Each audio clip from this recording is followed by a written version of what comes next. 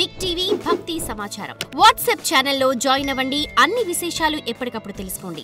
రెండవ రోజు అమ్మవారిని ఏ విధంగా పూజిస్తారు, అలాగే అమ్మవారు ఏ రూపంలో దర్శనమిస్తారు? అలానే ఈ శరన్నవరాత్రుల్లో రెండో రోజున వచ్చేసి గాయత్రి మాత అవతారం ఉంటుంది. గాయత్రీదేవి అనమాట. ఈ గాయత్రీదేవి దేనికి ప్రసిద్ధి అంటే కనుక గాయత్రి మాత ఈ రియల్ ఎస్టేట్ వారికి, ఇప్పుడు ఇరు రాష్ట్రాల్లో కూడా రియల్ ఎస్టేట్కి సంబంధించి చాలా ఇబ్బందుల్లో ఉన్నారనమాట. వారందరికీ కూడా ఇది శుభవార్త అని చెప్పవచ్చు. వీరికి ఈ శరన్నవరాత్రుల్లో రెండో రోజున కనుక ఈ రియల్ ఎస్టేట్ చేసేవారు, భూమిని నమ్ముకొని బాగుపడేవారు, భూమిని అంటే రైతులు కావచ్చు, ఇక భూమిని నమ్ముకునే రియల్ ఎస్టేట్ బిల్డర్స్, ఇలా చాలా రకాలు ఉంటాయి. పెయింట్ వాళ్ళు ఉంటారు, ఇనుము, ఇసుక, వీళ్ళంతా కూడా రియల్ ఎస్టేట్ సంబంధించి ఉంటుంది. వీళ్ళందరూ కూడా ఇంక ఇన్వెస్ట్మెంట్ చేసేవారు కావచ్చు, సంస్థలు చాలా ఉంటాయి ఇలాగా. వీరందరూ కూడా గాయత్రి హోమం అని ఉంటుంది. ఈ గాయత్రి హోమంని చేయించుకోవడం ద్వారా వారిలో ఉన్నటువంటి ఏదైనా చెడు దోషాలు కూడా పోతే, ఆ భూమిలో ఏదైనా చెడు ఉంటే కూడా వెళ్ళిపోతుంది. ఈ రెండో రోజున ఎట్లనో గాయత్రి మాత అవతారం ఉంటుంది కాబట్టి ఈ రోజున గాయత్రి హోమం చేసేదానికి ప్రాసిద్ధిగా ఉంటుంది.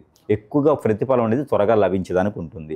అలా కాని పక్షాన ఎవరైనా పెట్టుకోవాలనుకుంటే కూడా కాఫీ కలర్ కానీ, లేకపోతే లైట్ వైలెట్ కలర్ కానీ, ఎల్లో కలర్ కానీ శారీస్ పెట్టుకోవచ్చు. ఆ స్కై బ్లూ కలర్ కూడా శారీ అనేది అమ్మవారికి పెట్టుకోవచ్చు. అలానే ఈ యొక్క రోజున వీరు నైవేద్యం పెట్టుకోవాల్సిన నైవేద్యం ఎవరైతే ఉన్నారో వారు హోమం చేయించలేని తత్వంలో ఉన్నవారు అప్పు తీసుకొచ్చి మాత్రం ఏది చేయకూడదు. మన స్తోమతతో చేసుకోవాలి.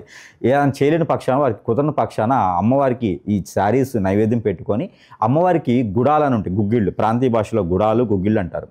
అందులో శనగలు, బఠానీలు, పచ్చ పెసలు ఉంటాయి కదా, ఈ 3 రకాలు కూడా గుడాలుగా చేసి ఆ గుగ్గిళ్ళు నైవేద్యం పెట్టినట్టయితే అమ్మవారి శాంతిపూర్వకంగా ఉంటుంది. మనం కోరినటువంటి కోరికలు ఏవైతుందో అవి తీర్చే విధంగా ఉంటుంది. కాబట్టి ఈ విధమైనటువంటి ప్రయత్నం చేసుకోవచ్చు. For more videos like this, subscribe Big TV channel.